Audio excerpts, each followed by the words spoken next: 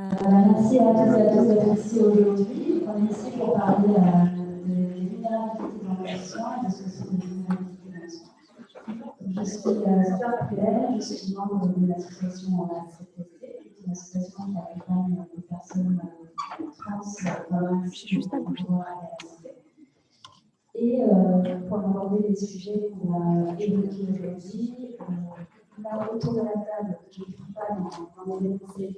Donc, c'est Nathan Zanetti, qui est coordinateur du lieu de mobilisation du volume naturel chez F93. Également le docteur Ahmed Bourgiclamen, qui est médecin généraliste exerçant en quartier prioritaire politique de la ville de Paris, qui accompagne aussi des personnes trans sur les plans médicaux. À côté d'Amel, on a Raphaël Marion, qui est cofondateur et coprésident du REST, Réseau Santé Trans. Et à côté de moi, Olivia Gauss, qui est maître de conférence et titulaire de la chaire Engagement des patients. Et on devait être accompagné aujourd'hui de Darian Max, de Marotti, qui malheureusement, pour une raison personnelle derrière lui, n'a pas pu se rendre à Paris. Je vous encourage vivement à aller voir le site de Grave Politique d'information. Grave Politique, juste pour revenir sur ce que c'est une association féministe de lutte contre la grossophobie, notamment médicale. Et sur un site, vous avez plein de choses, des postcards, des articles, des invitations à des groupes de parole, et des cartes safe des soignants également.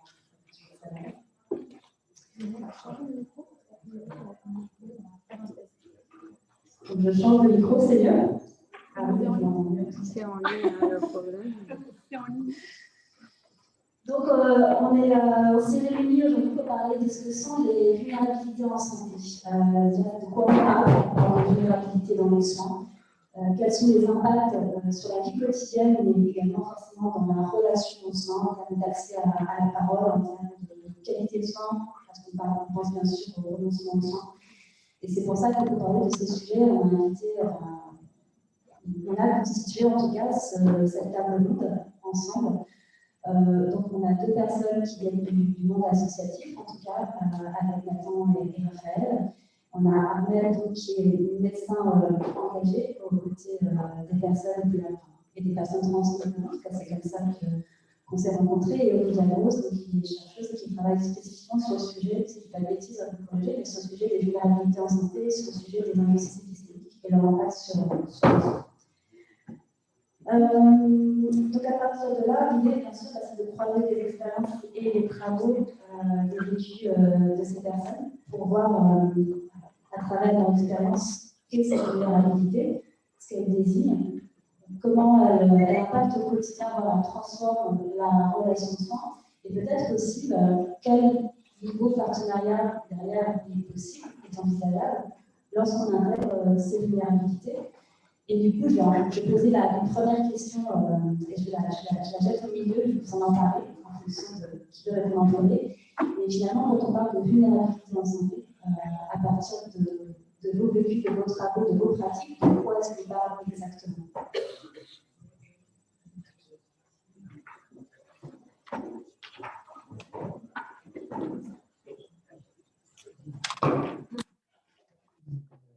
Bonjour, Nathan. Oui, du coup, pour peut-être arriver au point de vue par rapport à l'association de 93, nous, on agit beaucoup, du coup, notre spécialité s'appelle Outreach, elle est là, je dis que vous avez du soin précarisé, très touché par l'épidémie, à travers les statistiques, c'est pas très facilement.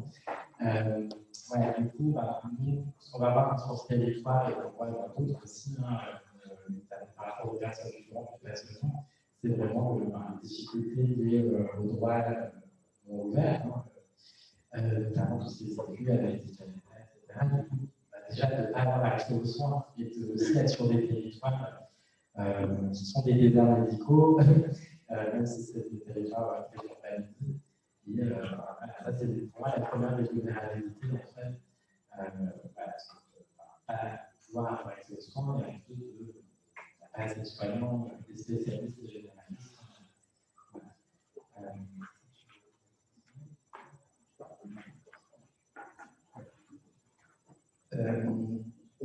sur les vulnérabilités des patients trans, plutôt, parce que c'est là-dessus qu'on voit sur le reste. Je pense qu'on pense automatiquement, et c'est aussi comme ça qu'on a pensé, parce que c'était une première porte d'entrée, on pense beaucoup au parcours de transition et aux soins avec ça, qui sont souvent compliqués d'accès. Mais en fait, c'est l'accès aux soins de manière générale. Et du coup, la rapidité de l'accès aux soins de médecine courante qui est en jeu aussi, parce que les discriminations à l'accès aux soins ne concernent vraiment pas que les soins en lien direct avec la transition, mais tout ce qui peut être médical autour. Après, est-ce que tu peux parler en quelques mots du reste, peut-être juste présenter? Du coup, le réseau de santé trans, c'est une association qui s'est montée en 2018. On était un collectif au début et on s'est monté en réseau assez vite. À l'origine, on était centré surtout sur Trèves et sur le reste de la Bretagne un peu, parce que il y a eu deux impulsions. D'une part, de la part de médecins qui s'étaient formés auprès du plan familial ou de West Trans, la société de support trans qui est basée sur. Et d'autre part, les militants associatifs trans qui proposaient des formations et essayaient de travailler sur l'accès aux soins. On s'est rencontrés du coup entre professionnels de santé et personnes trans et tout le monde avait envie de travailler ensemble. Du coup, on est parti sur l'idée de monter un réseau. Et l'association s'est étendue en fait rapidement à l'extérieur de la Bretagne. Du coup, depuis l'année dernière, il y a des personnes, il y a une antenne parisienne, Île-de-France, qui s'est montée aussi. Et là, cette année, depuis la dernière AG, il y a des antennes dans plusieurs régions ou départements. Et l'idée d'avoir un réseau et pas des lieux définis, c'est de rendre l'accès aux soins de manière générale justement possible, sans qu'il y ait de discrimination sur des critères géographiques. Les gens qui n'habitent pas dans les grandes villes, par exemple, n'ont pas accès aux soins. Du coup, l'ASSO propose notamment des formations sur l'accès aux hormonothérapies, par exemple. Et il y a une boucle clinique qui est une boucle mail sur laquelle surtout les professionnels de santé posent des questions auxquelles ils font face pendant leur consultation. Et du coup, les autres professionnels de santé et les personnes trans qui sont sur la liste répondent. Voilà. Merci. Et je reprends avec la question, ce que sont les vulnérabilités dans le soin et en santé. Je ne sais pas si Armelle et Olivia, vous voulez rajouter quelque chose?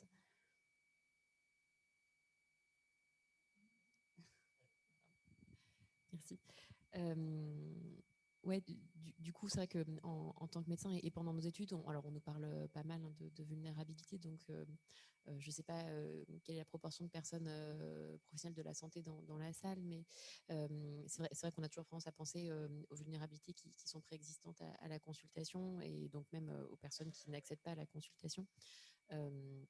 Et aux choses qui vont rendre difficile les soins ensuite qu'on va déterminer avec la personne. Mais il y a un truc qu'on nous enseigne très peu et qui finalement qu'on réalise peut-être justement moi, dans mon parcours, c'était à quel point le cabinet et la relation de soins aussi est un lieu de vulnérabilité. Et en fait, c'est pas tout d'être plutôt une personne sympa et d'avoir de la bienveillance et de la bonne volonté. En fait, il y a vraiment un truc, je pense, très proactif à mettre en œuvre pour avoir conscience de cette vulnérabilité au sein de la relation de soins, pour activement mettre en place des choses pour lutter contre cette vulnérabilité. Je sais pas du coup si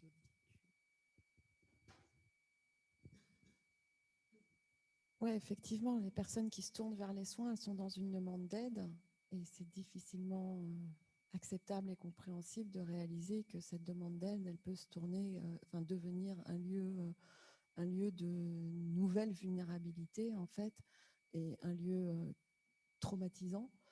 et avec les conséquences que vous indiquez, hein, de renoncement aux soins derrière, ou alors de tout faire pour éviter les soins jusqu'au moment où on n'a vraiment plus le choix et donc d'arriver dans un état de santé aggravé. Ces maltraitances, ces vulnérabilités-là, comme vous l'avez dit, ça concerne certaines catégories de personnes, en particulier sur la base de stéréotypes habituellement. Et c'est quelque chose qui est effectivement peu identifié, difficilement audible, difficile à communiquer. Quand on s'exprime là-dessus, tendance à dire qu'on exagère, enfin vraiment à ne pas vouloir l'entendre. Moi, je vois des liens assez forts avec le racisme dans les soins, mais qui lui aussi est très difficile à faire entendre. J'en ai fait l'expérience récemment. Il y a un numéro du British Medical Journal de cette année qui a été entièrement consacré au racisme dans les soins. Et je prenais appui sur cet article, enfin sur ce numéro spécial du British Medical Journal pour, devant des médecins, exposer ce dont il était question. Et je pensais qu'une fois que j'avais, voilà, que je renvoyais à ce numéro du British Medical Journal qui est quand même, qui fait foi quand même, qui est une revue importante, j'allais avoir leur écoute. Et tout ce que j'ai obtenu, c'est le British Medical Journal, ces anglo-saxons. Voilà, et en gros, pas de ça chez nous, quoi. Il n'y a rien à voir, il n'y a rien à voir, il y a rien à voir chez nous. Et pourquoi j'évoque le racisme dans les soins? Parce que ce que rapportent les personnes qui subissent des discriminations dans les soins, pour d'autres raisons que pour leur origine ethnique, en fait, rapportent exactement la même chose, avec les mêmes conséquences que celles pour lesquelles c'est dû au racisme pour leur origine ethnique. Hein. C'est-à-dire ce qu'elles disent, c'est l'impossibilité de s'exprimer, d'être écoutée, d'être prise en considération. On retrouve exactement les mêmes effets et les mêmes conséquences derrière.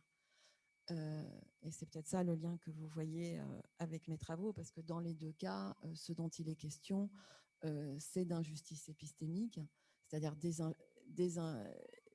pas d'inégalité d'ailleurs, hein, vraiment d'injustice, parce que c'est des groupes particuliers de personnes qui subissent ça. Et pourquoi épistémique? Parce que épistémique, ça renvoie au savoir, et donc ça veut dire qu'on ne prend pas en considération les savoirs de la personne, ou qu'on pense qu'elle n'est pas en capacité de comprendre ce qu'on lui dit, et donc on ne lui dit rien.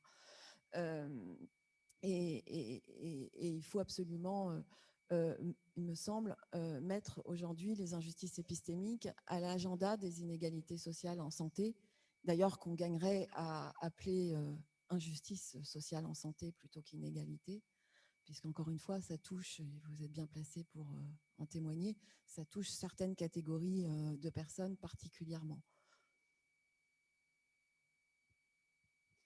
Du coup, ce qui est intéressant, c'est qu'on voit que la relation de soins elle-même peut devenir, alors je dirais pas source de maladie, mais on évoque souvent le mot iatrogénique, où effectivement on a une relation de soins qui est censée soigner la personne, mais qui au contraire va provoquer chez elle des impacts psychiques, voire physiques. Donc là, en l'occurrence, on peut potentiellement avoir les deux. Raphaël, est-ce que tu peux revenir justement sur, parce qu'on a beaucoup parlé de ce qui était collectif et association, pour essayer justement pourquoi les collectifs et associations se sont organisés autour de ce constat des injustices, avec peut-être un enjeu de permettre une conscientisation de ces injustices vécues pour tenter de les réparer en modifiant derrière les pratiques, ou en tout cas en mettant en place des actions pour transformer des pratiques de soins. Et c'est exactement ce que vous avez construit a priori avec le reste. Donc, dans tout cas, comment ça se passe au quotidien, et comment, par rapport à ce qu'ont évoqué Armelle et Olivia, la pratique peut être amenée à être modifiée ou changée? Comment se passe cette collaboration, en fin de compte, entre personnes concernées et personnes soignantes? Ok. Alors, je pense qu'il faut que je parte l'état des lieux en Bretagne avant 2018, du coup. Ou concernant l'accès aux transitions, on était quand même dans un désert médical assez important à Rennes. Pour commencer une transition et avoir accès aux hormones, il fallait en gros aller à Brest ou à Paris pour obtenir une attestation psy et ensuite aller à Nantes ou à Paris pour voir un endocrinologue. Donc, enfin, c'était quand même un souci. Et c'était des praticiens qui avaient des dépassements d'honoraires. Donc, enfin, ça a créé aussi de l'inégalité en termes de précarité, quoi. Parce qu'il fallait payer des billets de train, se déplacer, payer des dépassements. Maintenant, c'est assez différent parce que, enfin, sur Rennes en tout cas, et à plusieurs endroits, on arrive à se passer d'attestation psy, puisque c'est pas, et c'est une question d'injustice pour le coup aussi. Cette histoire, il n'y a aucune obligation légale de demander une attestation psy à une personne trans qui veut commencer une hormonothérapie, mais c'est quand même une pratique extrêmement répandue sur le territoire. Du coup, ici, on arrive à se passer des attestations psy. Mais c'est loin d'être le cas partout et ça crée des inégalités sur le territoire et du coup des gens qui se déplacent aux endroits où c'est possible de commencer à transitionner sans être psychiatrisé.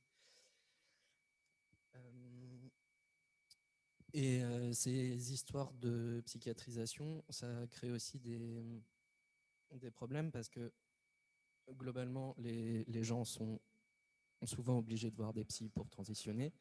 Ça se passe mal. En fait, tout le monde adapte à peu près le même discours très normatif et stéréotypé pour obtenir le papier et pouvoir commencer à transitionner. Du coup, ça crée un truc où les psychiatres disent les trans rentrent tous dans les stéréotypes de genre, tout ça.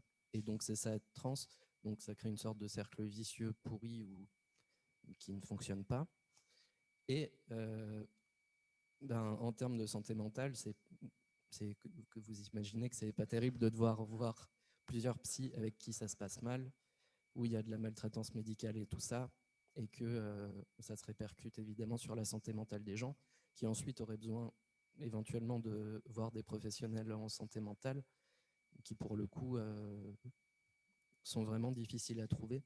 Enfin, je ne sais pas comment c'est sur Paris, par exemple, en termes d'accès aux soins en santé mentale avec des professionnels qui sont à peu près formés sur les enjeux trans et n'ont pas un discours parce qu'il y a des formations quand même en psycho qui sont pas ouf en termes de transphobie. Mais en tout cas, ici par exemple, il y en a très peu, quoi.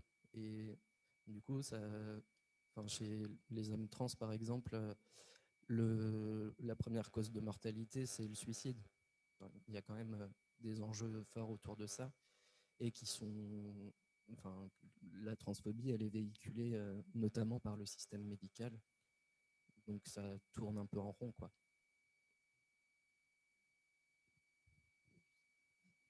Pour rebondir sur les questions de santé mentale, parce que alors du coup nous à Paris on a la chance d'avoir plusieurs assos et pour illustrer aussi un autre type de partenariat, il y a une association à Paris qui s'appelle Espace Santé Trans, qui est une association de soignantes et de soignants et de personnes concernées. Et alors là où c'est assez chouette, c'est que là nous on a un vrai travail ensemble. Avec beaucoup d'allers-retours, c'est-à-dire que à la fois l'association a permis d'accéder aux soignants et aux soignantes qui le souhaitaient à de l'information médicale et même de l'information juste d'accueil, quoi, d'accueillir dans de bonnes pratiques les personnes trans en ayant connaissance des enjeux de vie et puis des enjeux de santé spécifiques. Donc ça, c'était ce qu'ils nous ont apporté.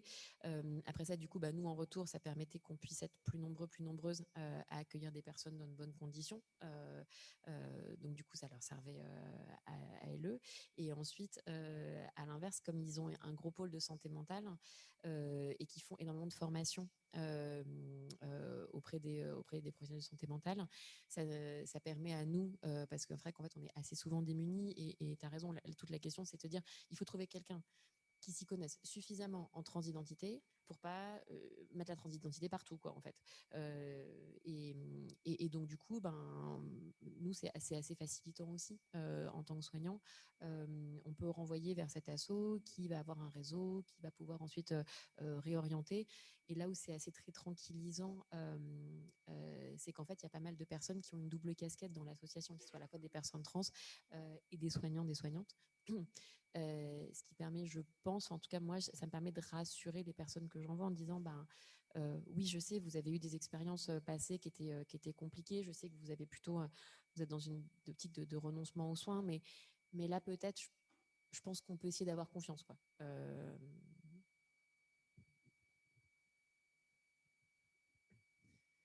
Oui, ouais. Du coup, moi, j'aimerais aussi qu'on formalise que finalement, appartenir à des communautés discriminées ou stigmatisées, c'est une vulnérabilité dans le soin en soi. Ce que tu disais, Olivia, tout à l'heure, c'est oui, du coup, on peut avoir un mauvais accueil dans les lieux de soins, ouais, notamment les grosses, plutôt les hôpitaux où on va être par exemple, dans tout ce qui est administratif ou facturation avec, pour les personnes trans, souvent ça va être le cas pour le nom, s'il n'y a pas de changement d'état civil, etc., mais pas que, hein. Et moi, ce que je pense et ce que je vois beaucoup dans le 93, et c'est là que nous, on intervient beaucoup dans la relation de soins en tant qu'asso, c'est en effet alors, basé sur des représentations qui traversent toute la société et du coup aussi les soignants, hein, des attitudes un peu de penser que la personne qu'on va recevoir parce que migrante, étrangère, qui n'a pas un français d'une personne née en France, va pas tout comprendre et du coup de pas donner toutes les informations sur ce qui se passe, l'état de santé, sur les médicaments du coup avoir une attitude un peu paternaliste et de juste compter sur la posture de médecin, de sachant pour penser que ça va rassurer le patient, la personne et la renvoyer en fait un peu dans la nature. Donc moi je vous citais quand on avait fait notre petite réunion préparatoire l'exemple, si je peux en parler si on a le temps, c'est très court, mais d'une personne qui est venue à notre local, parce que elle était suivie pour un traitement d'urgence après un risque un rapport non protégé pour le VIH. Et en fait, cette personne, déjà, on lui avait mal expliqué comment prendre des cachets, donc elle avait surdosé. En fait, en 14 jours, elle a pris quasiment un mois de traitement. Donc, en effet, normalement, ça dure un mois, le traitement d'urgence, le TPE. Et donc en effet, il y avait un petit risque de toxicité pour son foie et ses reins, mais le docteur ne lui a pas expliqué ça. Et il lui a dit, non, il faut arrêter, et c'est fini, quoi. Et du coup, la personne qui arrive en pleurs à notre local, et juste après avoir arrêté, j'ai développé une angine. Du coup, j'ai regardé sur Internet, c'est un symptôme de séroconversion au VIH. Voilà, donc c'est bon, c'est fait. Et voilà, du coup, en effet, il fallait manquer d'informations finalement et le détail. Parce que cette personne était africaine, c'était pas un français qu'on apprend en France, mais quand même, elle comprenait tout ce que je lui disais. Il fallait juste prendre le temps et répéter, reformuler ce qu'on sait plutôt faire dans les assos finalement. Et voilà, donc la rassurer et lui dire de toute façon, tu referas des tests, mais vu ce que tu t'es envoyé comme antirétroviraux, a priori, si le VIH était rentré dans ton rapport à risque, et en tout cas, là, c'est avant tout préserver ton foie et tes reins. Et puis, même si on devait rentrer dans une optique que tu avais acquis le VIH, peut-être mieux avoir le VIH qu'un foie flingué et des reins qui ne fonctionnent plus. Bon, voilà. Et c'est un peu ça. Donc, il y a aussi ça que je voudrais dire, c'est que je parlais des airs médicaux, tout ça, mais il y a aussi l'impact de la crise de l'hôpital public, finalement, où on a quand même très peu de soignants aussi dans les structures publiques et les hôpitaux, et qui font que les médecins travaillent un peu, sont obligés d'enchaîner et peuvent prendre moins de temps avec chaque patient. Et ça aussi, du coup, c'est une vulnérabilité qui s'inscrit dans le parcours de soins. Parce que, en effet, on prend moins de temps pour expliquer. Et donc, en effet, ce travail revient ensuite sur les associations. Et c'est un peu étrange que j'en parlais aussi un peu plus tôt, mais nous, on a beaucoup d'injonctions des soignants dans les hôpitaux alors c'est pas l'aller vers, c'est le ramener vers. Donc en fait, maintenant, on est des petites mains enfin pardon, j'exagère le trait, mais on est des petites mains qui servent à ramener en fait les patients éloignés du soin à l'hôpital, et ça, on le fait avec plaisir quand on a des besoins. Et c'est vrai que là où non, on est aussi vers amener le soin et les soignants, les professionnels de santé vers les populations éloignées, donc les lieux de vie, les lieux de passage, parce qu'il y en a qui vraiment, l'hôpital, c'est compliqué. Voilà. Les centres de santé, ça va un peu mieux, mais quand même, ça fait peur. On n'a pas d'AME, on n'a pas de papier. Voilà. Et du coup, on est dans ce truc de ramener vers, mais en même temps, il faut récupérer aussi les patients, les personnes hein, après. Ouais, donc on va en parler plus tard. Je sais que il y a un petit travail de coordination et de partenariat à faire aussi sur ça entre professionnels de santé et asso.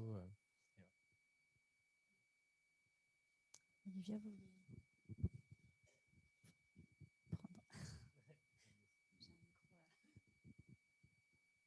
Ouais, donc on voit bien ce que font les associations, ce que font aussi voilà, des professionnels engagés que vous avez su fédérer autour de vous, et on vous a entendu, c'est super. Et puis il y a tous les autres voilà, qui restent là. Alors il y a quand même des initiatives. Là, je vois après 7 ans d'un programme d'enseignement par les patients dans ma fac, on a créé un espace pour qu'il y ait un enseignement sur les discriminations dans les soins.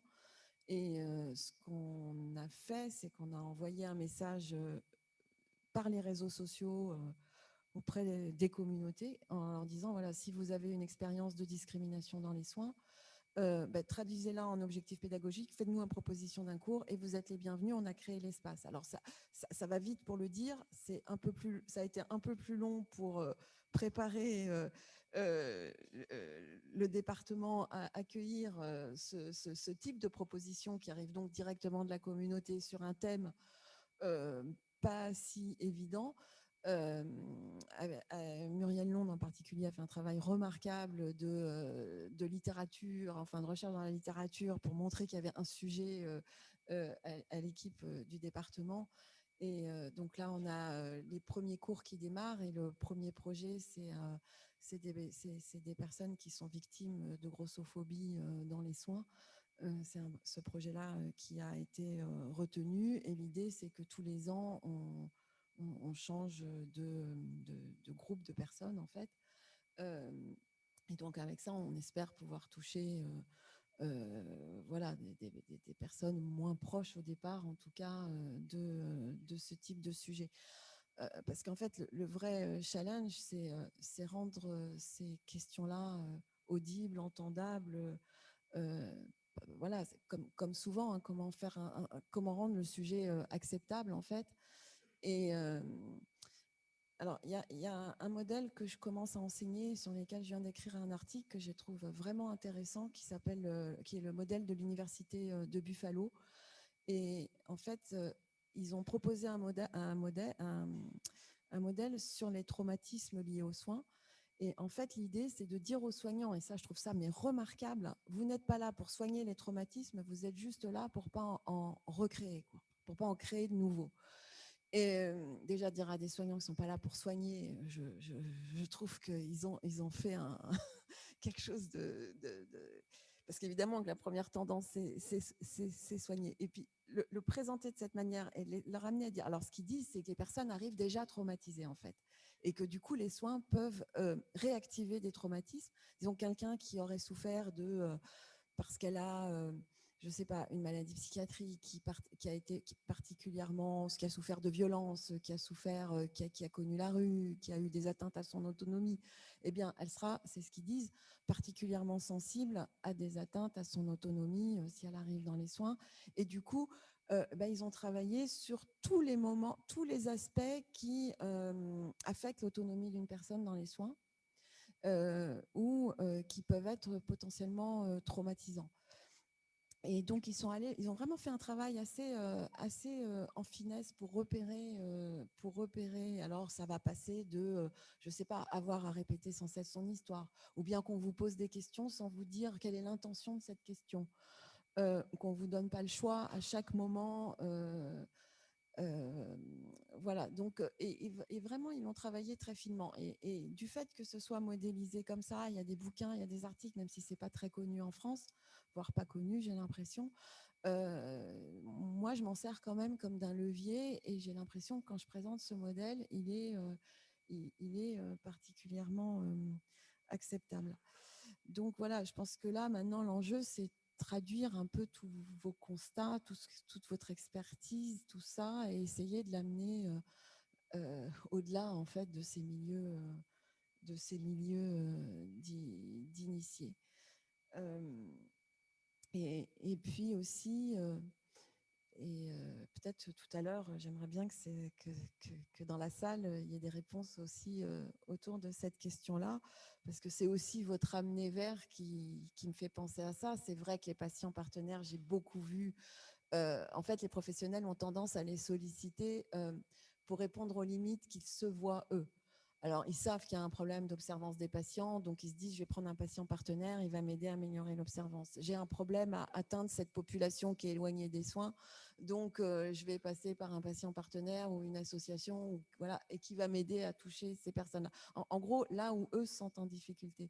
Mais tous ces sujets qu'en fait, soulevés par les personnes elles-mêmes, qui ne sont pas en fait les attendus au départ de ces soignants ou de ces acteurs, en fait, c'est comment faire aujourd'hui pour que les patients partenaires améliorent la prise en compte et l'acceptabilité d'enjeux et de notions qui ne sont pas initialement à l'agenda des personnes qui les sollicitent.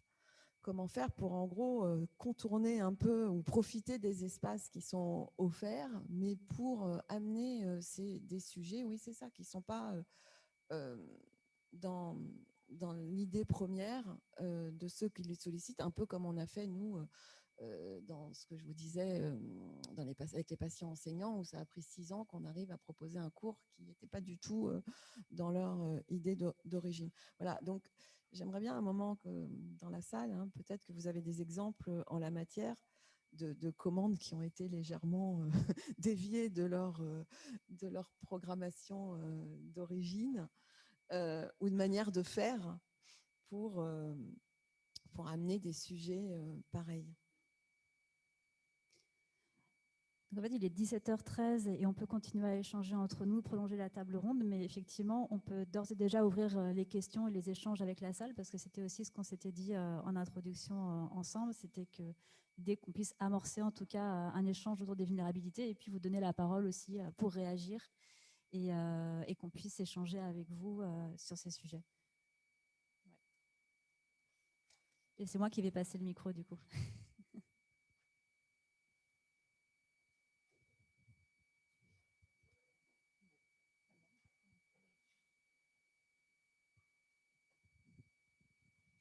Alors, ce n'est pas du tout un exemple à donner, mais c'est juste quand vous avez parlé du modèle de Buffalo, où avant tout, les soignants ne doivent pas rajouter du trauma. En fait, ça m'a tout de suite fait penser à avant tout ne pas nuire, qu'on nous apprend dans le serment d'Hippocrate. Enfin, en tant que médecin, c'est ça avant tout, quoi. C'est avant tout ne pas nuire.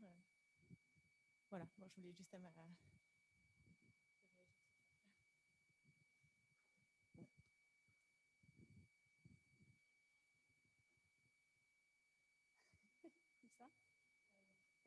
Pardon, désolée.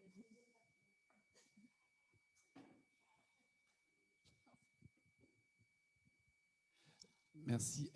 Du coup, moi, je voulais donner un exemple de. Moi, j'encadre des équipes qui sont sur le CFPD, donc c'est Centre fédératif de dépistage et de prévention, avec notamment les consultations santé sexuelle et la PASS, qui est la permanence d'accès aux soins de santé, où du coup, on traite de personnes qui sont en situation de migrance ou de personnes plutôt vulnérables, de ce que vous avez pu citer. Et nous, sur le service, moi, des fois, ça me heurte un peu quand j'entends eux, ils, quand vous parlez des soignants, et dans le même temps, c'est ce que vous nous reprochez de parler comme ça des patients. Et je voudrais juste une petite vigilance de ne pas créer de rupture en mettant les uns et les autres dans des cases et de garder des représentations là-dessus, de garder aussi qu'il y a peut-être des endroits où des soignants font des choses, etc. Donc, moi, des fois, ça me heurte un peu et je me dis que c'est important de garder aussi, de ne pas avoir que nos représentations. Et pour vous donner un contre-exemple, nous, on travaille avec AIDS, pour le CARUD ou avec la GOM 53, qui est une association LGBTI, je crois qu'on dit, avec les trans après. Dans leur association, j'ai un doute, mais on fait des rendez-vous extrêmement réguliers pour du coup savoir quelles sont les problématiques, comment nous on peut venir en aide. On fait du aller vers, effectivement, où on a des permanences dans les structures, où on ne fait pas de ramener, où on demande à l'association de le faire, mais où du coup nous on va les consulter à partir des besoins identifiés par l'association au sein du CARUD ou au sein de cette association-là. Je vais donner cet exemple-là pour aussi montrer qu'il y a des acteurs sur le terrain qui se posent ces questions-là et qui y réfléchissent. Et je sais que ce n'est pas la généralité, et je l'entends. Et je suis aussi entendre que ce n'est pas une généralité, que tous les soignants et que tout le monde soit comme ça. En fait, je voulais juste apporter cet éclairage-là parce que c'est important pour moi en tous les cas.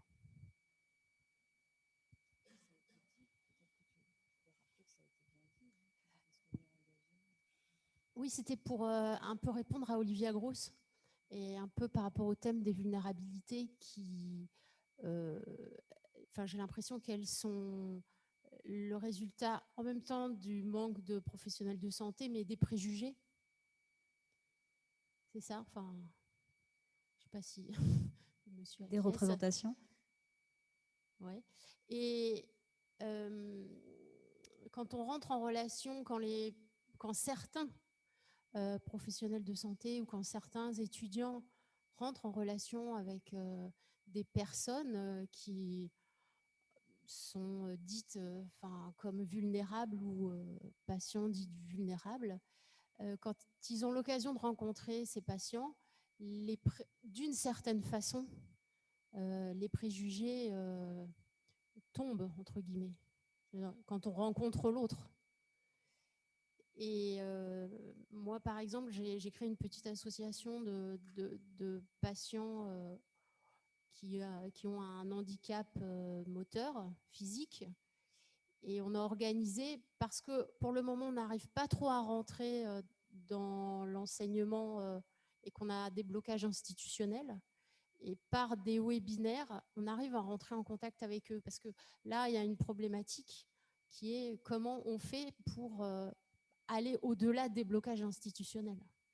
Parce que le fait de... Là, on est tous très intéressés par le partenariat et il y a beaucoup d'expériences positives et de choses qui sont faites avec les institutions. Mais moi, personnellement, j'ai plus eu des blocages quand j'ai voulu intervenir, donc à force de proposition, que d'accueil. Alors, je voulais juste... En fait, c'est un peu le problème de l'aller vers, dans l'autre sens, vers les soignants. C'est-à-dire que forcément, si on propose des initiatives pour former ou informer les soignants, celles et ceux qui vont participer, c'est déjà des gens qui sont un peu sensibilisés. Donc, et j'ai pas de réponse sur comment amener les autres qui ont une invisibilisation effectivement de la problématique.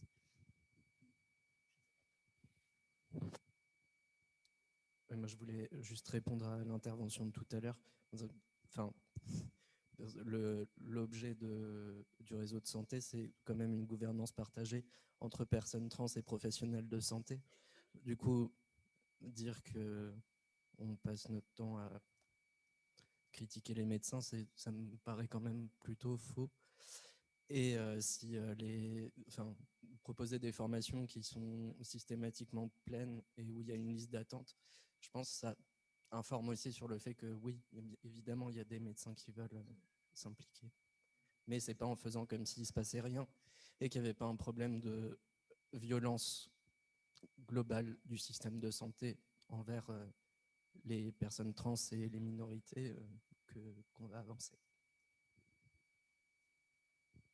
Je suis complètement d'accord avec ce que tu viens de dire, c'est-à-dire qu'on sait très bien qu'il y a des espaces amis et ça a été, je pense que votre présence ici et le choix des participants de cette table ronde est pour le montrer, mais effectivement, on sait aussi qu'il y a des problèmes ailleurs.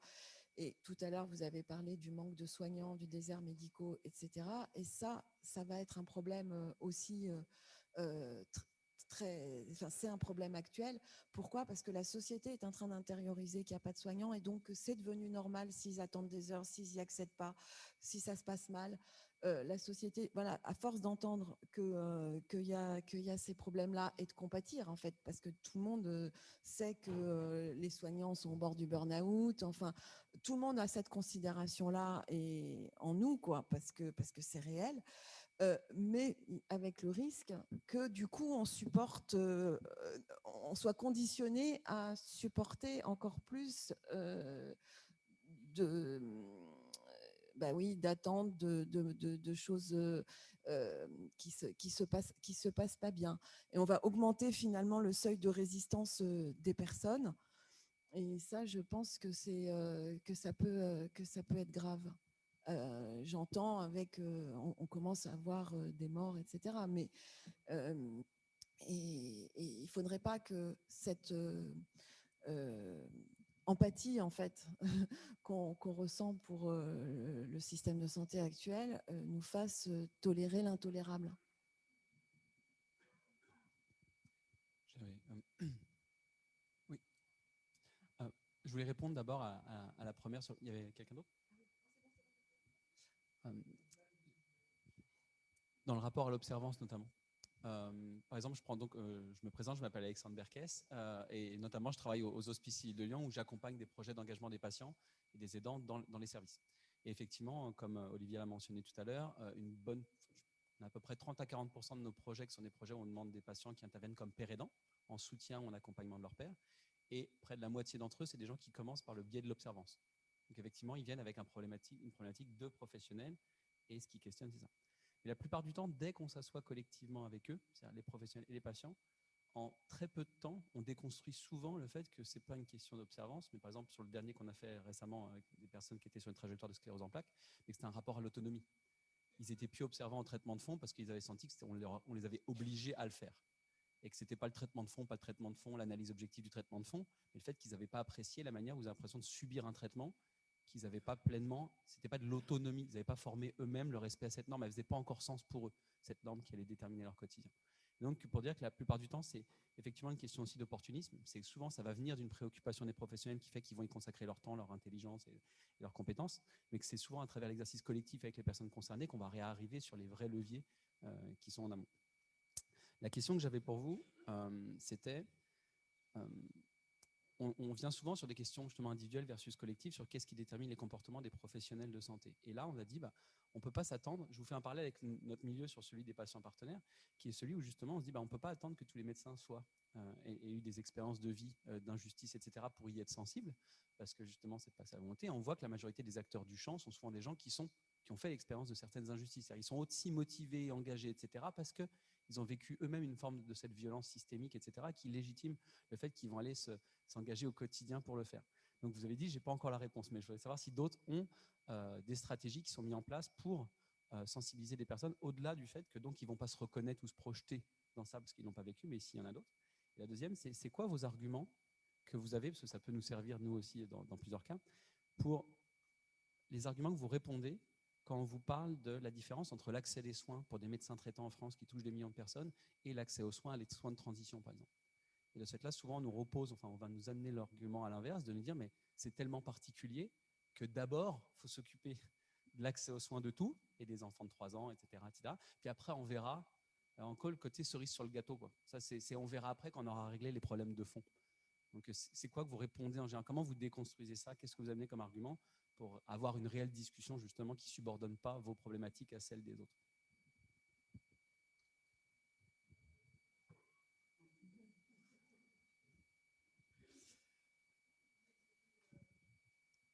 Alors, ouais. En fait, sur les hormonothérapies, par exemple, on considère plutôt au reste que ça fait partie des soins de médecine courante, que c'est pas un truc exceptionnel et extraordinaire et que ça nécessite juste une formation. Je sais pas ce que tu en penses. Enfin, c'est un truc qui devrait faire partie juste des suivis de médecine courante et qu'il devrait y avoir un module là-dessus dans la formation des médecins en fait et que ça repose pas sur les assos. je vais essayer de répondre à la question. Donc, en gros, moi, quand j'ai commencé à accompagner des personnes trans à Paris, on était 3 médecins généralistes à faire de l'hormonothérapie pour un bassin de population qui est conséquent. Et puis, du coup, le train pour aller à Paris, c'est rapide aussi. Donc, effectivement, c'est ce que tu disais avec les inégalités géographiques, il y avait encore plus de demandes. Et du coup, moi, j'ai été vraiment confrontée à un espèce de dilemme qui était, je suis à la fois médecin dans un bassin de santé, de population, avec, donc moi, je suis installée en désert médical à Paris, hein, il y en a, et avec en plus des personnes qui ont des vulnérabilités, enfin, dans un quartier effectivement prioritaire de la ville. Et donc, je ne savais pas où allait ma loyauté. Est-ce qu'elle allait à mon engagement militant de soignant? Est-ce qu'elle allait à mon engagement sur le territoire? Et en fait, ça venait en conflit. À un moment donné, j'en suis venue à avoir des délais de rendez-vous pour les patients que je suivais pour la médecine générale, qui étaient devenus trop longs pour être compatibles avec la médecine générale. Et en même temps, il y avait aussi des demandes que je n'arrivais pas à satisfaire en termes d'hormonothérapie. Et en fait, évidemment que seul, on ne peut pas régler cette problématique puisqu'il y a un problème de démographie en santé. Et c'est là que c'est devenu très intéressant de travailler à plusieurs. C'est qu'on a effectivement créé des formations à destination des soignants parce qu'effectivement, l'hormonothérapie, franchement, c'est pas compliqué. En fait, en vrai, il faut juste être un bon médecin généraliste qui va prendre en compte la personne avec ses choix, ses représentations, ses préférences. Et après ça, il suffit juste d'avoir les 3 compétences d'hormonaux qui vont par-dessus pour pouvoir mettre en pratique ces compétences-là. Et donc, du coup, on a créé une formation en se disant, il y a un besoin critique de médecins qui font de l'hormonothérapie. Nous, on ne peut pas y répondre. Donc, nous, on est débordés. Les patients et les patientes, ils n'ont pas de réponse. Il faut qu'on soit plus nombreux et plus nombreuses. Donc, on a fait ça avec vraiment… En plus, alors, là où c'était très intéressant, c'est qu'en fait, comme les savoirs en termes de transition médicale, il n'y avait pas grand-chose au début qui venait du corps médical. On n'est pas dans une opposition entre le savoir expérientiel des personnes concernées et puis le savoir médical des professionnels de santé. Ce n'était pas du tout ça. On avait à la fois un savoir expérientiel et de témoignage et un savoir scientifique qui a été construit vraiment par les personnes concernées initialement, parce que de toute façon, il n'y avait personne d'autre qui s'en occupait. Je ne veux pas prendre ta parole, mais… Et puis nous, du coup, et donc on a agrégé tout ça avec finalement des nouveaux savoirs qui se sont construits. Et donc, on a fait une formation. Et donc maintenant, on forme en visio et on essaie de faire aussi en présentiel des médecins généralistes à l'hormonothérapie, ce qui permet en fait d'apporter une réponse à tout le monde. C'est-à-dire que il y a plus de médecins qui pratiquent l'hormonothérapie. Du coup, il y a plus d'offres de soins, les délais sont réduits. Les quelques médecins qui pratiquaient, on a arrêté d'être débordés. Il y a aussi des personnalités de médecins différentes qui sont arrivées sur la place parce qu'en gros, on n'était que 3. Donc, en fait, si ça ne matchait pas, en fait, il n'y avait pas tellement de choix, quoi. En gros, il y avait Angèle, Sophie ou moi. Et c'était tout. Et donc, ce n'était pas un vrai choix de soins non plus pour les personnes soignées. Et en fait, il y a eu une espèce de mayonnaise dans le bon sens, quoi, qui a pris, qui fait que ça c'est vraiment en train d'avancer. Et ce qui fait que, au lieu de vider la liste des gens qui demandaient à être soignés, et donc c'est là que je repense à cette histoire d'aller vers les soignants. En fait, au lieu de se dire, bon, voilà, on a 30 personnes qui veulent être soignées à l'hormonothérapie, et ben, on a formé 30 personnes. Et à la fin, la liste, elle avait augmenté. Et on avait genre 60 nouvelles personnes qui voulaient être formées parce que ça avait essaimé. Et en fait, plus ça va et plus c'est fractal. Oui, du coup, ce que tu dis que ça essaime, ça me fait rebondir du coup sur la première question qui était comment les médecins peuvent se décider à se sensibiliser si ils n'ont pas été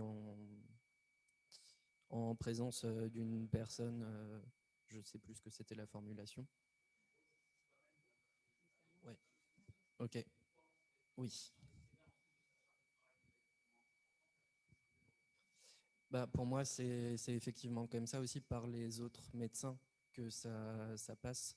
Souvent, les gens qui viennent à des formations et qui n'ont jamais eu de personnes trans, à leur connaissance en tout cas, dans leur patientèle, c'est parce que des collègues leur en ont parlé. et que en fait la sensibilisation elle passe un peu par là, quoi.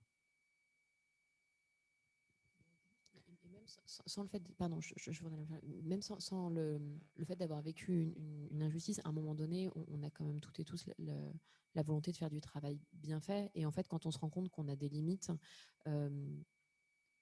en fait, c'est vachement rassurant de se dire qu'on a pu, qu'on peut se former. Et en gros, quand on est face à n'importe quelle vulnérabilité dans son cabinet, pouvoir se dire, là-dessus, je progresse. Et donc, du coup, c'est plus facile, même, je le vis mieux. Parce qu'en vrai, c'est quand même un constat d'échec que d'accompagner des personnes. Et puis, en fait, on se rend compte que la personne a été traumatisée quand on lui a dit d'arrêter son TPE ou ce genre de choses.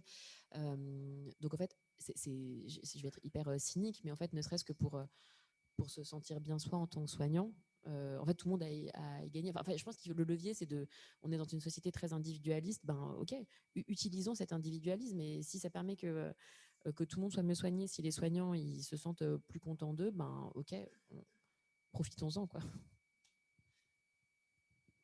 Ouais, je ne suis pas convaincue que c'est parce qu'on a subi soi-même des injustices qu'on devient plus sensible aux injustices d'autres personnes dans d'autres contextes.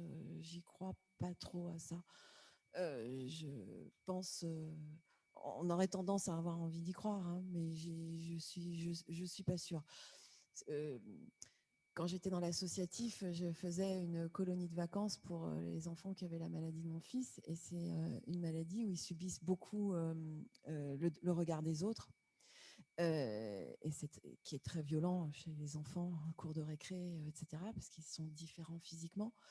Et bien, j'ai été surprise de voir que dans cette colo, ils avaient tous la même maladie avec des sévérités différentes. J'ai constaté qu'il a pu arriver que certains se moquent d'autres, quoi. Alors qu'ils avaient la même maladie, qu'ils subissent tout le temps ça. Donc du coup, tu vois, Alexandre, je suis pas sûre, encore plus quand tu dois transférer une injustice à carrément une autre dans un autre registre, que ça te rende plus sensible. Et je crois beaucoup plus au levier qui vient d'être énoncé, qui est en fait les conséquences sur le renoncement aux soins, les conséquences sur voilà, sur la santé des personnes, et parce que voilà, les soignants cherchent quand même à bien faire leur métier. Donc c'est là-dessus qu'il faut, à mon avis, des données. Peut-être qu'il faut des enquêtes françaises, parce que comme je vous donnais l'exemple tout à l'heure avec le BMJ, quand on me dit mais ça c'est chez les anglo-saxons, peut-être qu'on a besoin de recherche en France pour voilà, ceux qui sont sceptiques et qui se disent pas de ça chez nous. Voilà, ça c'est parmi les leviers qu'on peut imaginer. Et puis comme tu le disais, hein, c'est-à-dire on démarre avec des patients partenaires on arrive là parce qu'on est sollicité pour l'observance, et très vite il se passe autre chose. Et quelque part, c'est ce que j'espérais entendre, et c'est ce que j'ai constaté aussi. C'est ce que je constate tous les jours avec les médiateurs de santé pair, puisque comme tu le sais, j'ai la responsabilité de leur formation, et tous les jours on les envoie voir un patient pour qu'il accepte ce traitement ou pour qu'il accepte une hospitalisation. Et tous les jours on travaille sur parfois on travaille, mais très souvent ils le rapportent eux-mêmes. En fait, ils vont voir la personne, et eux, c'est pas du tout ça qu'ils ont envie d'aborder, même si à la fin, très souvent, le résultat ça finit par le fait que, en toute autonomie, la personne voilà, se réconcilier avec un élément de son traitement. Mais c'est vrai que l'approche ne sera pas du tout naturellement par les médiateurs de santé pair pour viser l'observance. Donc voilà, mais j'avais un peu envie qu'on prenne conscience de ça aussi, et que les choses soient dites là-dessus. Effectivement, c'est des opportunités, mais je pense qu'il y a peu de patients qui se retrouvent dans ces objectifs-là. Je vais intervenir, ouais. Merci déjà pour tout ce que j'ai entendu, vraiment un grand merci. Et merci Olivia Gross pour votre question de tout à l'heure. Déjà, c'est une vraie question, la question de savoir si on a trouvé des lieux à détourner, des contextes, ou pouvoir aborder des questions qui n'ont pas d'espace, mais pouvoir détourner des espaces qu'on trouve. Déjà, c'est une vraie question que vous posez. Et en fait, dans votre question, il y a déjà une piste de réponse. C'est de dire, tiens, et si on détournait des lieux qui existent et qu'on aille parler de ce qui nous intéresse. Et alors, du coup, j'ai réfléchi un peu plus à votre question et trouvé des débuts de réponse. Et je vois deux choses. Il y a eu un contexte. Donc moi, j'ai agi dans le contexte de la santé mentale. Il y a eu un contexte où je vois qu'il s'est passé quelque chose de particulier. Je co-intervenais dans un webinaire avec un professeur de la psychiatrie de la ville où je suis. J'ai essayé de le joindre pour qu'on co-prépare. On n'a pas réussi à le joindre. Alors, il y a quel contexte j'ai réussi à, entre guillemets, détourner, mais aussi quelles compétences j'ai utilisées pour réussir. Donc, une grande patience. J'ai essayé de le joindre, mais je sais pas, une vingtaine, 25 fois peut-être. Mais bon, je suis restée calme, zen, et voilà. Le jour J, on s'est retrouvé une heure avant, ça a suffi. Et en fait, donc on a co-intervenu. On est intervenu ensemble. Et un truc aussi, c'est pas chercher à le contredire, l'attaquer, dire je pense l'inverse, etc. Sur la formulation des phrases, en fait, même si moi je veux dire l'inverse de ce qu'il a dit, de ne pas être du tout dans l'attaque ou la contradiction. Et en fait, il s'est passé un truc. On est intervenu 1 heure sur plateau devant un webinaire, quoi. Et en fait, à la fin, après, en fait, il est venu me voir, il m'a dit, à votre avis, qu'est-ce qu'il faut qu'on enseigne aux psychiatres? Alors j'étais un peu ébahie de sa question, de dire tiens, il me demande ce que selon moi, donc ancienne patiente de la psychiatrie, selon moi, qu'est-ce qu'il faut enseigner aux psychiatres? Donc je lui ai dit bah oui, c'est une très bonne question, je vais y répondre. Et toute l'année qui a suivi, j'ai cheminé, j'ai pris des notes. Du coup, en vous entendant, j'entends qu'il y a d'autres choses sur lesquelles il serait bon de former les psychiatres. Et j'ai conscience qu'il y a plein de sujets comme ça. Donc aujourd'hui, j'entends parler de ça. Là, vous parliez de la grossophobie. Enfin, il y a plein de sujets où on n'est pas conscient qu'on n'est pas conscient, en fait. Donc, il y avait ce premier contexte-là. Et après, il y avait un autre endroit. Oui, j'avais été étonnée. Donc, j'étais en contact avec une équipe médicale dans un hôpital, pas dans ma ville, mais une autre ville. Une équipe médicale avec laquelle je me sentais suffisamment à l'aise pour oser des trucs un peu osés, quoi. Enfin, un peu péchus, on va dire. Enfin, moi, c'est comme je le dis. Donc, j'ai proposé un sujet de recherche. J'ai dit, j'aimerais bien faire de la recherche sur tel sujet, etc. Et ils m'ont prise au sérieux. Ils m'ont dit, bon, on va faire une visio. On a fait une série de visios. En fait, on a vraiment envisagé le projet sérieusement. Donc, il y avait des personnes de l'équipe de recherche, etc. Et en fait, j'ai été hyper surprise parce qu'au bout d'un moment, j'ai compris que pour moi, c'était évident que la plupart des personnes patientes de la psychiatrie disent ça se passe très mal et il faudrait faire complètement autrement. Et j'entendais que les soignants n'étaient pas forcément conscients de ça. Et aujourd'hui, je me dis, en fait, j'en sais rien. Proportionnellement, je ne sais pas quelle est la vraie proportion entre les patients qui sont contents de comment ça s'est passé pour eux en psychiatrie et les patients qui ne sont pas contents du tout. Et voilà, il y a une espèce de doute qui est venu de me dire, en fait, j'en sais rien. Et vraiment, en fait, ce serait vraiment intéressant de co-construire la suite, en fait. Quand j'entendais avant tout ne pas nuire, pour moi en psychiatrie, c'est évident, quoi. Je pense, alors je sais pas, j'ai pas de proportion, mais je dirais il y a plein de patients qui ont été traumatisés par leur hospitalisation forcée, etc., traitement forcé, etc. Mais en fait, justement, il y a la foi de dire co-construisons la suite, quoi. Parce que nous, ça ne nous va pas tel que c'était. Vous faites ça de telle et telle façon. C'est sûrement que vous avez des très bonnes raisons de le faire comme ça ou de le penser comme ça ou de pas. Et vraiment, je vois l'enjeu vraiment de co-construire la suite, quoi, et de vraiment mettre le truc sur la table ensemble et dire, voilà, comment on fait, qu'est-ce qu'on peut changer, comment, etc. Et le regarder vraiment ensemble, quoi, autour de la table. Merci.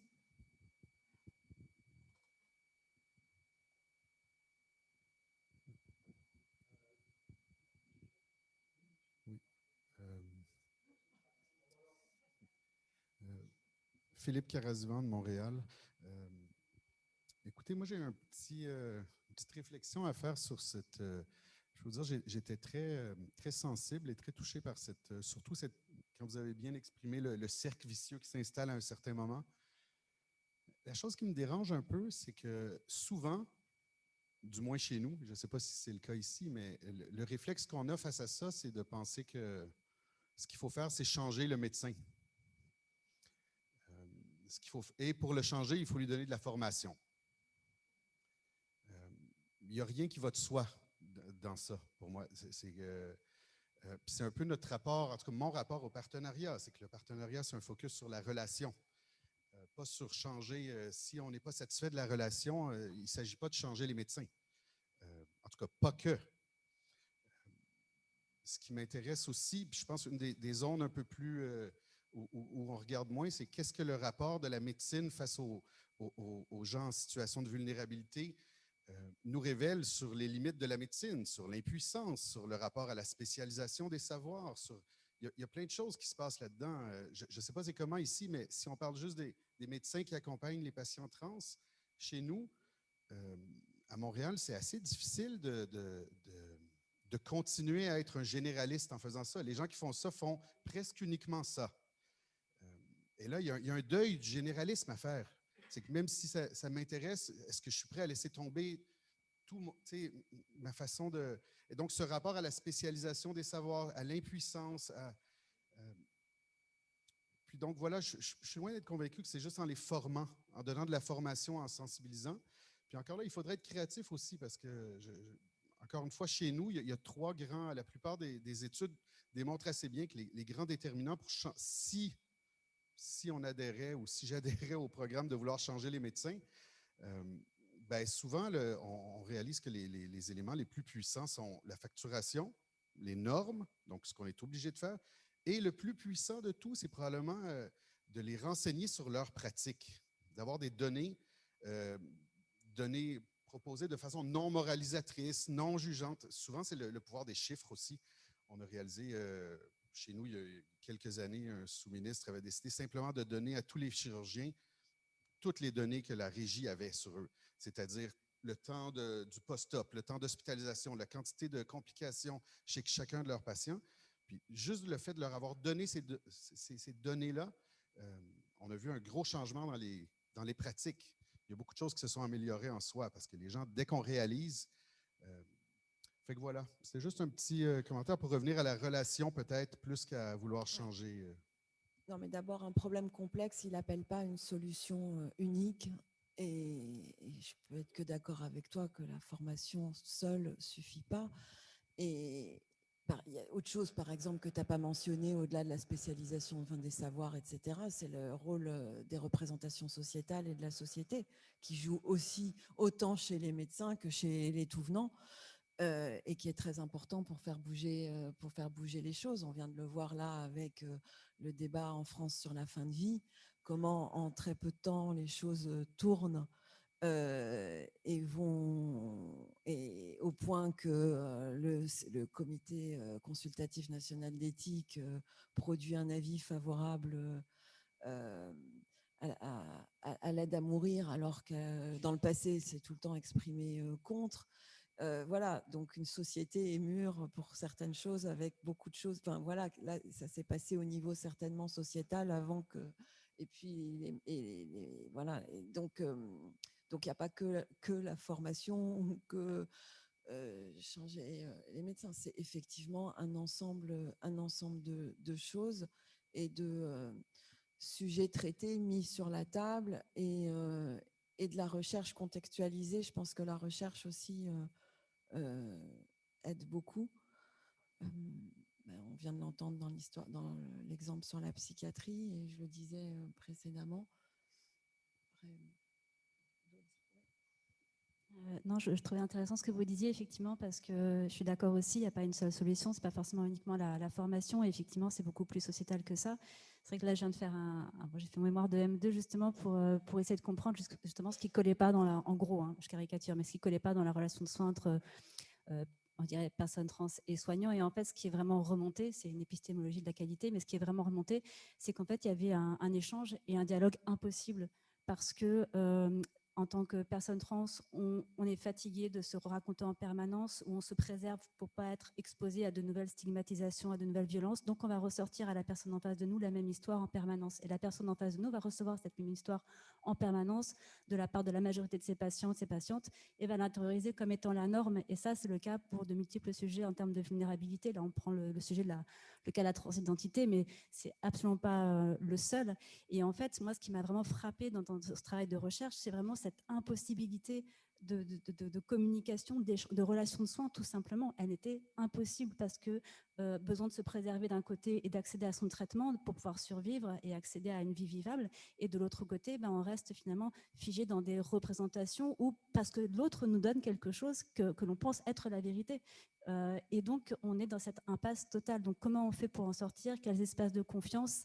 Et effectivement, c'est beaucoup plus large que simplement de la formation, mais c'est comment on travaille ensemble, c'est des espaces de confiance et oui, effectivement, des changements sociétaux. Et c'est vrai que pour le coup, Olivia parle de la fin de vie, et pour le coup, c'est vraiment à travers les travaux, par exemple, de Dominique Mémy, qui a beaucoup travaillé sur la fin de vie, que j'ai pu également appréhender mon sujet de recherche sur les trajectoires, sur les discours aussi, l'impossibilité de la parole en relation de soins. Ça m'a vraiment apporté énormément de choses, justement, voilà, de pouvoir aborder ce sujet par un environnement sociétal et social donné. Voilà. Oui, bonjour. Je m'appelle Catherine Cerizet, je suis une patiente engagée. Je suis enseignante de la perspective patient, Olivia, et comprenez patiente enseignante dans le programme d'Olivia à Paris-Sorbonne Nord. J'ai une question à poser par rapport aux grandes vulnérabilités, c'est-à-dire les personnes qui vivent dans la rue ou les personnes migrantes, etc. Parce qu'on parle de partenariat, mais des patients partenaires ou des personnes accompagnées partenaires, c'est extrêmement difficile. Moi, j'ai rencontré, Olivia, tu la connais, Carole Le Floch, qui est une femme qui a vécu dans la rue, qui a été qui s'en est sortie et qui cherche à devenir partenaire, qui cherche à devenir enseignante pour enseigner justement aux personnes qui accompagnent ces personnes dans la rue à comment faire pour les accompagner. Et je me disais, est-ce qu'on n'est pas finalement dans un entre-soi où on se dit on est tous des patients partenaires, etc. Et finalement, on oublie les plus vulnérables qui, eux, ne peuvent pas accéder à ça et qui n'accèdent pas aux soins, mais c'est plus dans la relation de soins, c'est vraiment de rentrer dans un partenariat hors relation de soins. Et ça, ils n'y arrivent pas. Alors, comment les y aider et comment ne pas rester entre nous? Je ne veux pas dire que le partenariat, c'est que des gens CSP+, mais voilà. Enfin, je veux dire, arrêtons d'être entre nous et je voudrais savoir si, sur cette tribune, sur cette estrade, vous avez des solutions pour ça ou est-ce que vous connaissez des personnes accompagnées qui, elles, ont pu accéder à ce partenariat? Oui, alors, ouais, je ne suis pas sûr d'être d'accord en termes de vocabulaire sur ce que tu appelles, sur ce que tu appelles personne accompagnante. Mais je ne sais pas en fait ce que tu veux dire précisément. Ok, alors ouais, y a, du coup, ça me permet de rebondir sur peut-être aussi une des pistes. Il y a des stratégies communautaires à l'œuvre, il y a des associations du coup qui travaillent. Alors bon, tu parlais aussi de personnes migrantes, mais je pense que tu parles aussi des personnes pas forcément migrantes, mais à la rue et qui ont besoin d'accès aux soins. Donc on a quand même pas mal de structures en France qui font notamment de l'accueil de jour. Alors, je pense à une asso par exemple qui est tout simplement géniale à Bondy, qui va faire du juridique, de la santé, du dépistage. Aussi aider pour le 115, trouver une place d'hébergement qui accompagne et qui fait de l'insertion.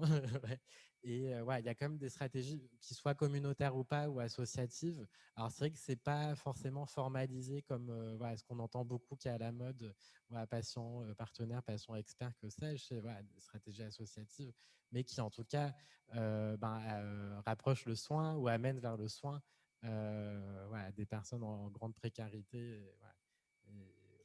Donc c'est ça, mais je pense qu'il faut aussi faire attention à pas trop fétichiser des concepts et les séparer de ce qui existe déjà finalement et qui marche bien.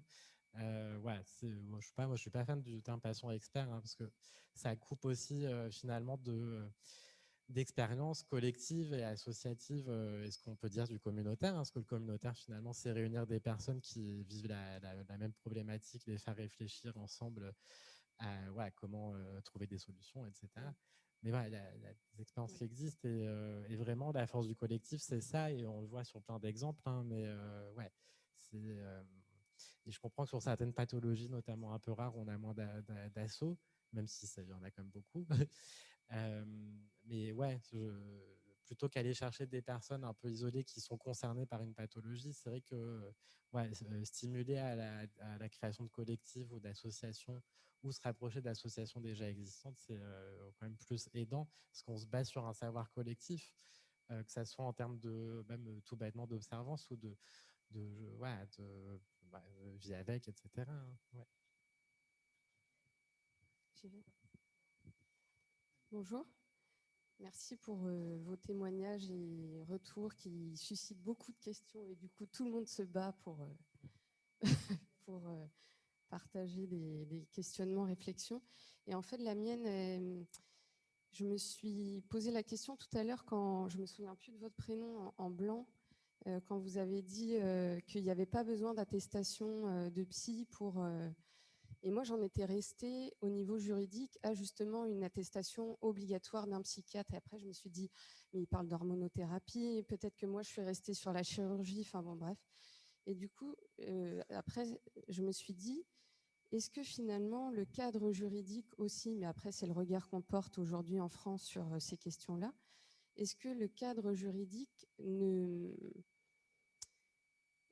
dans quelle mesure le cadre juridique renforce aussi les vulnérabilités, et ça rejoint ce que disait Philippe Carazivan tout à l'heure aussi, parce que c'est compliqué et pour les personnes elles-mêmes qui le vivent et aussi pour les professionnels de santé, parce que comme pour les personnes en situation irrégulière, comme pour les personnes qui vivent dans la rue ou en itinérance, on va un peu dans les limites des choses. Enfin voilà, ça m'intéressait d'avoir votre regard là-dessus. Oui, effectivement, je pense que le cadre juridique, ou en tout cas, c'est même pas forcément le cadre juridique, mais ce qui est présenté comme un cadre juridique, du coup, ça fragilise beaucoup l'accès aux soins. Par exemple, pour ces histoires d'attestation psy, vraiment, il n'y a pas de... Enfin, non. En fait, en fait, il y a quelques types d'opérations où il y a besoin d'une entente préalable et où, du coup, ce qui est demandé, c'est un certificat tripartite. Mais en fait, c'est précisé, enfin légalement, il y a des traces du fait que oui, il faut une entente préalable, mais c'est pas du tout précisé qu'il faut une entente tripartite. C'est un truc qui traîne visiblement dans une lettre interne de la Sécu, qui du coup est une lettre pas publique, qui donc n'a pas tellement de...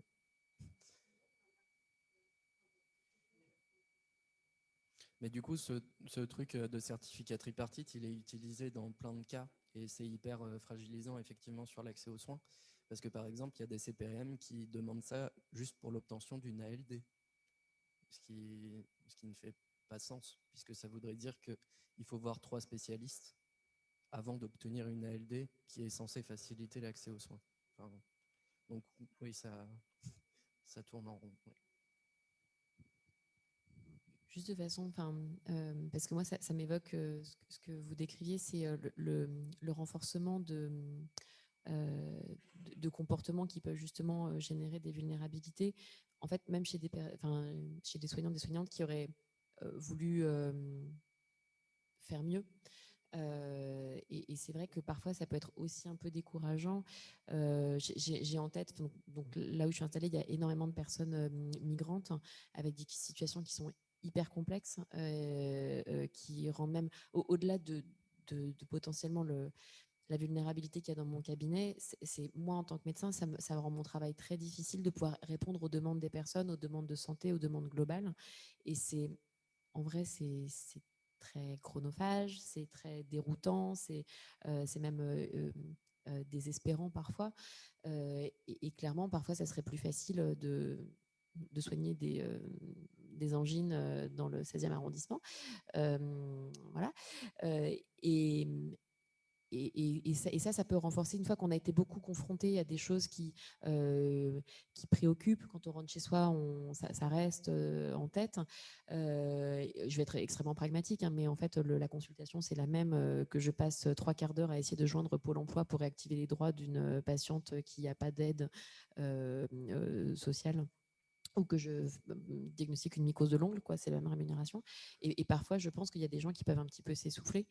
Ou alors, je pense même à des choses un peu plus graves, voilà, des menaces de plainte de la part de familles de patients et de patientes trans, par exemple. Ça peut être aussi un peu bloquant pour des professionnels de santé. Et donc, on est un peu dans un truc qui se pérennise, du coup, parce que les situations des personnes sont complexes. Les gens qui veulent les accompagner et les aider au mieux sont un peu ou prou embarqués dans cette complexité et se retrouvent même du coup vulnérabilisés également, et là pour le coup c'est un peu c'est pas du tout optimiste ce que je viens de dire. Juste j'ajoute sur ce truc de loi, si ça vous intéresse, il y a plusieurs communiqués sur le site du réseau de santé trans sur une gynéco de Rennes qui s'est fait attaquer il y a 2-3 ans. Le procès a eu lieu il y a 1 an ou 2, je crois, par l'ordre des médecins, parce que les parents d'une patiente trans majeure avaient porté plainte parce qu'elle lui a prescrit des hormones. Et du coup, il y a les 3 motifs pour lesquels elle est attaquée qui sont complètement capillotractés, quoi. Et pour le coup, elle a juste eu un avertissement et pas de suspension parce que il n'y avait rien en fait qui justifiait quoi que ce soit. Mais ouais, il y a ça aussi, quoi.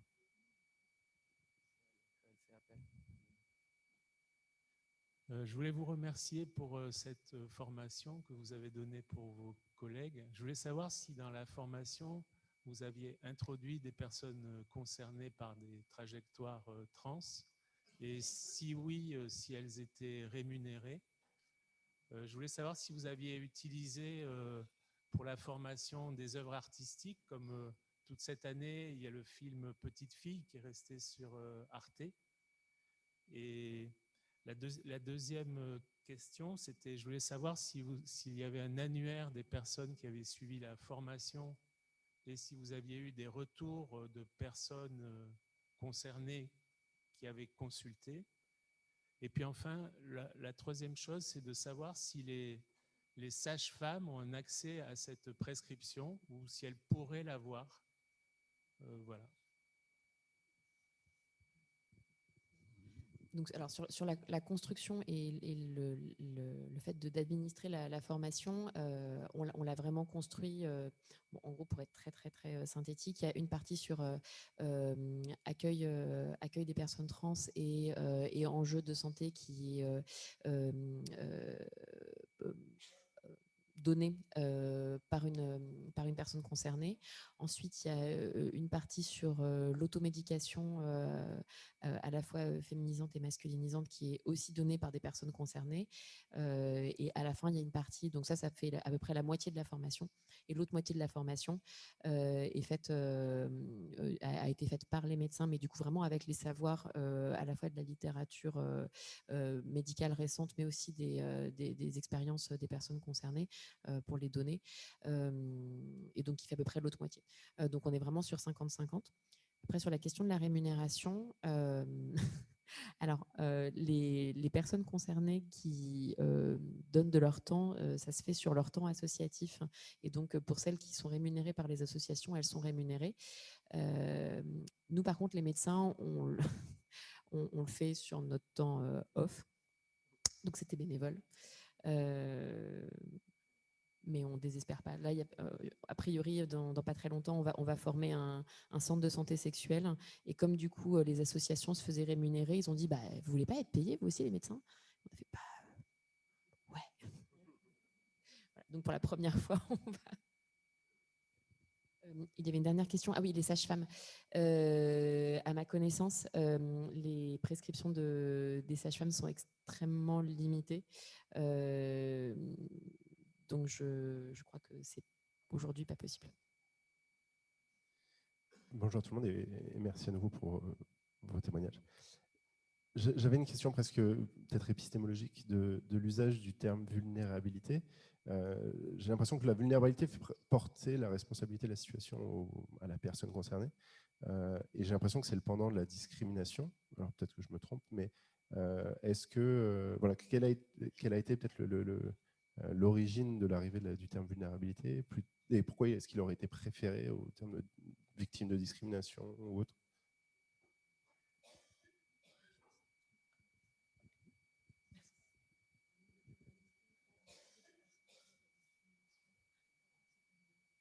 Ah, pourquoi le choix du terme vulnérabilité alors qu'on parle de discrimination? Parce que la discrimination génère de la vulnérabilité qui vient s'ajouter à d'autres vulnérabilités.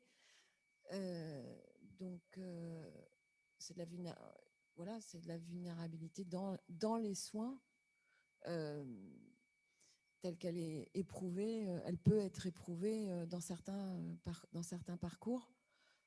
Par certains profils de personnes, parfois à cause de discrimination, et parfois pas seulement à cause de discrimination d'ailleurs. Vous pouvez sentir, on peut créer de la vulnérabilité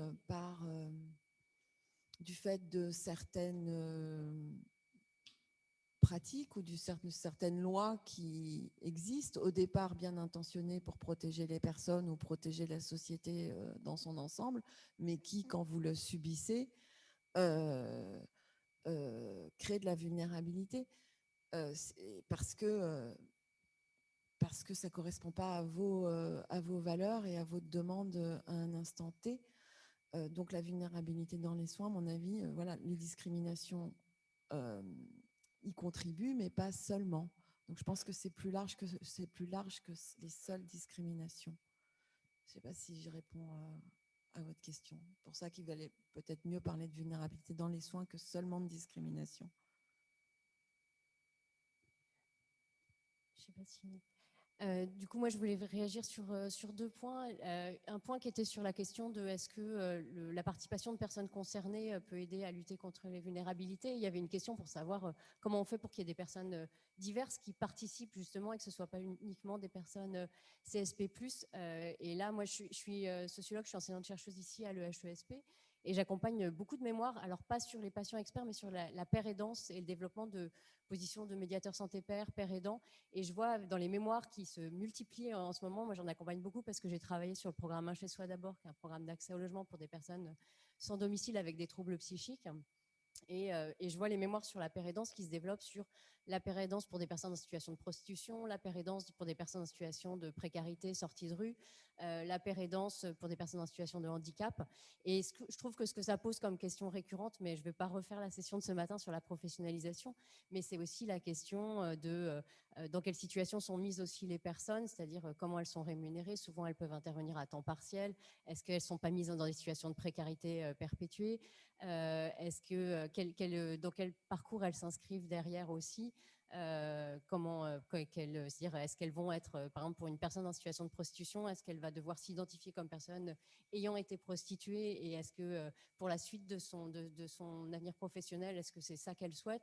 Enfin, ça pose beaucoup de questions et de rémunération qui sont des questions qu'on se pose de façon générale aussi pour le partenariat dans les soins, mais dont on voit que ça fait bouger les représentations des professionnels, pas seulement l'accompagnement des personnes accompagnées, mais bien aussi les représentations des professionnels.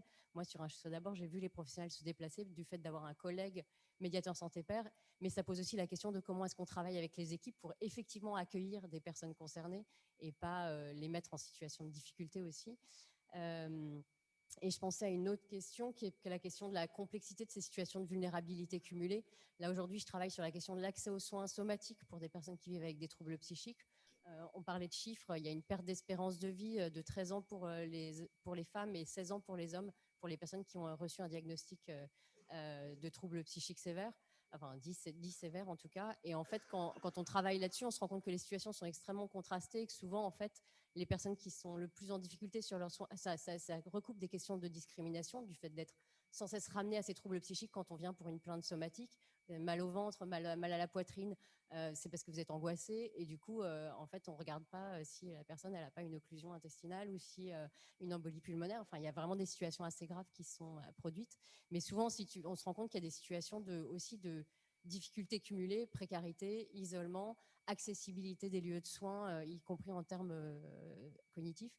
Et juste pour rebondir sur la question de complexité, pour pas que Armelle reste sur ce constat pessimiste, tu me disais à la pause quelque chose de beaucoup plus positif, qui était que face à cette accumulation parfois de difficultés intriquées pour certaines personnes, ce qui aidait, c'était le collectif, c'était de ne pas être isolé comme professionnel de santé ou comme intervenant, et que souvent ça se fait par le réseau et la réponse sur les intrications, précarité santé mentale, précarité, comorbidité somatique, c'est aussi justement avec des professionnels qui sont plus isolés, des médecins généralistes qui sont en contact avec la santé mentale ou avec des spécialistes, et avec éventuellement des aides qui aident les personnes dans leur parcours de soins. Mais voilà, je trouvais que la réponse sur « faut pas rester isolé et être dans les collectifs », c'est ça qui aide face aux situations de vulnérabilité.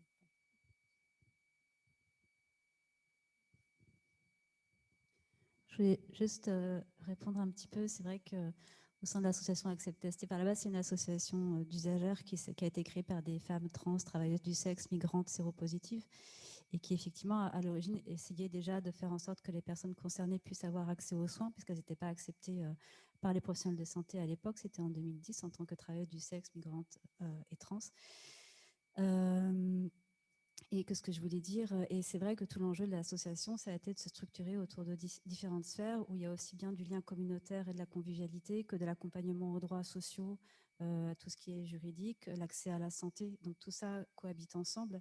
Et l'enjeu étant de créer des îlots de sociabilité pour des personnes qui sont très souvent isolées, même très, très isolées souvent.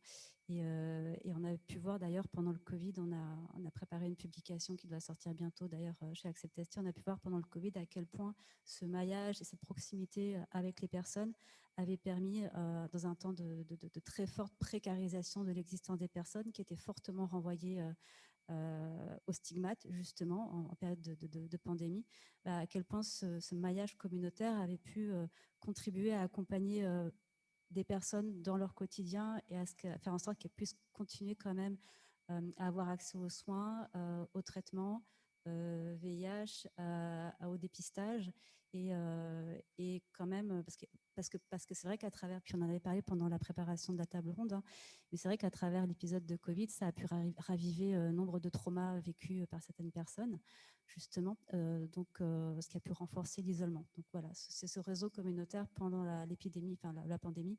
On a pu voir à quel point ça permettait finalement de maintenir un lien avec les personnes et de ne pas faire en sorte qu'elles soient complètement en proie à leur trauma et à un isolement, à une précarité totale, en fait, dans la mesure du possible, parce que voilà, ça reste une association et on ne peut pas non plus se substituer au pouvoir public. Bonjour, moi je joue un petit peu le rôle du sous-marin parce que je travaille au CHU de Rennes et je sais que le réseau Santé Trans a construit un parcours de réaffirmation chirurgicale de genre avec les professionnels. On n'a pas construit le truc avec eux. Ça arrive qu'on échange et tout ça, mais on n'est pas dans le projet. Parce que du coup, vous participez en fait, au RCP Ouais, il y a une personne qui participe au RCP. Et ouais. du coup, moi, ce que j'ai en discutant avec les chirurgiens, c'est que j'étais étonné de voir comment vous aviez réussi en fait justement à créer des espaces où ils étaient du coup hyper vigilants aux termes employés pour parler, mais des personnes concernées, à employer le bon vocabulaire et même du coup à sensibiliser les autres professionnels autour. Et justement, je voulais savoir un petit peu comment est-ce que vous avez réussi à instaurer ce dialogue-là, parce que voilà, la prise en charge et la réassignation de genre par la chirurgie, c'est pas uniquement une opération chirurgicale, c'est aussi parler d'un parcours, c'est aussi mettre sur la table tout le vécu des personnes trans. Et voilà, comment est-ce que vous avez réussi justement à instaurer le dialogue avec les médecins à ce niveau-là et créer justement ces espaces pour leur permettre de prendre en compte en fait votre réalité aussi au final? En fait, c'est un chirurgien qui a été moteur dans ce projet et qui a bossé avec d'autres chirurgiens en dehors de Rennes, qui s'est formé, tout ça, et qui a commencé à proposer des chirurgies sur Rennes. Et du coup, c'est lui qui a été moteur, qui a ramené d'autres personnes de l'hôpital avec lui et qui a pris contact avec le reste, en fait, pour pas bosser tout seul dans son coin sans les personnes trans, notamment, et sans les médecins de ville qui sont majoritaires dans le réseau de santé. Voilà. Justement, alors désolé, je vais parler d'Accept-ST, mais juste, ouais, il y a quand même justement pas mal d'exemples. Je parlais de santé communautaire tout à l'heure. Hein. C'est où finalement comment aussi on crée des liens et des habitudes de travail en commun, des échanges entre soignants, professionnels de santé, associatifs, voilà, des sortes de régulation entre nous, voilà, sur des situations qu'on a pu rencontrer et comment chacune on peut agir à notre niveau. Ouais, et c'est vrai qu'à Accept-ST, il y a une époque, j'intervenais aussi là-bas et ouais, il y a des médecins depuis longtemps en fait dans cette asso. Alors, au départ, c'était avec un partenariat avec Bichat, qui était un hôpital, qui est un hôpital pas très loin, voilà. Pardon, ouais, et on a aussi d'autres exemples avec les centres de santé sexuelle communautaires, hein, qui sont des expérimentations, mais qui vont sans doute être pérennisées. Voilà, où finalement c'est une structure associative. Ça peut être tenu par des associations, il y en a de aide, il y en a d'autres assos, et qui emploient des médecins, des spécialistes, des généralistes, etc. Et sur un mode qui n'est pas celui de l'hôpital. Donc, en effet, ça aide en termes. Bon, il y a quand même beaucoup de paperasse, mais ouais, en termes d'un peu de hiérarchie qu'il y a à l'hôpital qui peut créer des effets pas cool, hein, même en termes de pouvoir médical et d'écoute du patient ou des associatifs. Du coup, là, c'est vrai que finalement, on se retrouve avec des médecins qui gardent leur statut de médecin, mais qui travaillent pour une association, une structure associative. Et ça aussi, ça participe à égrener des bonnes pratiques, à créer des liens autant d'un côté que de l'autre. Hein. C'est aussi côté associatif, nous, ça nous aide aussi à surtout ces questions un peu purement médicales où ouais, on monte en compétences et surtout ces questions d'accueil, de prise en compte de la parole, etc. Les médecins aussi le font. Ouais, donc il y a quand même pas mal d'exemples et ouais, alors je sais que c'est un peu faire le jeu du libéralisme et de ce qui nous arrive de plus en plus dans la gueule, mais moi dans un contexte où l'hôpital public c'est la galère, je me dis autant financer des structures comme ça qui sont spécialisées dans l'accueil de publics éloignés du soin, stigmatisés, qui vont pas être trop à l'hôpital parce que c'est compliqué. Ouais, mais je sais que c'est sujet à débat. Juste pour compléter, parce que c'est vrai qu'on pourra peut-être c'est pas nous reprocher, on va rien nous reprocher, mais en gros nous opposer que c'est l'affaire de quelques assos, et de quelques médecins un peu spécifiques. En fait, je pense pas que ce soit le cas. Et alors bon, on a l'impression qu'on représente énormément la communauté trans sur cette scène, mais c'est vrai. Mais en fait, on peut, je pense, vraiment beaucoup élargir les choses parce que, je prends du coup l'exemple de ma pratique. Moi, je suis dans un cabinet de médecine générale, tout ce qui est plus classique. Je suis maître de stage universitaire, donc à ce titre, je reçois des internes en médecine générale. Et en fait, les compétences, les précautions, la formation à la vulnérabilité, qui c'est vraiment. Alors, je suis désolée pour les personnes qui étaient en masterclass ce matin, parce que je me répète un petit peu, mais toutes ces choses que j'ai énormément aiguisées sur la question des vulnérabilités en santé des personnes trans, en fait, ça a mis énormément en lumière toutes les autres vulnérabilités des autres personnes que j'accompagnais au cabinet. J'ai conscientisé des choses et ça m'a permis de mettre des mots dessus.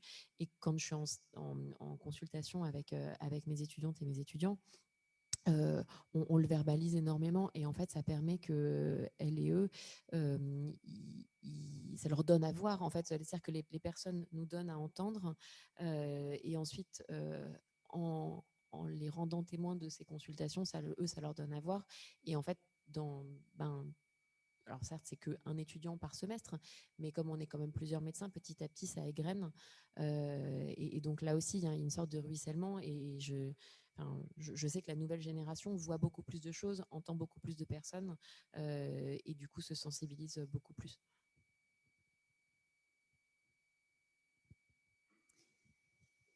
Et il est 18h15. Ah. Il est 18h15 et je vous propose du coup d'en rester là pour le moment, pour aujourd'hui en tout cas. En tout cas, je vous remercie d'avoir été présente et de nous avoir entendu, d'avoir partagé avec nous ce moment-là, pour toutes vos questions. Et on reste à votre disponibilité pour échanger, sachant qu'on va redécoller ce soir pour Paris et pour la majeure partie d'entre nous. Mais on reste à disposition, en tout cas, pour échanger plus amplement sur tous ces points et on pourrait y passer des journées entières, en tout cas. Voilà. Merci beaucoup.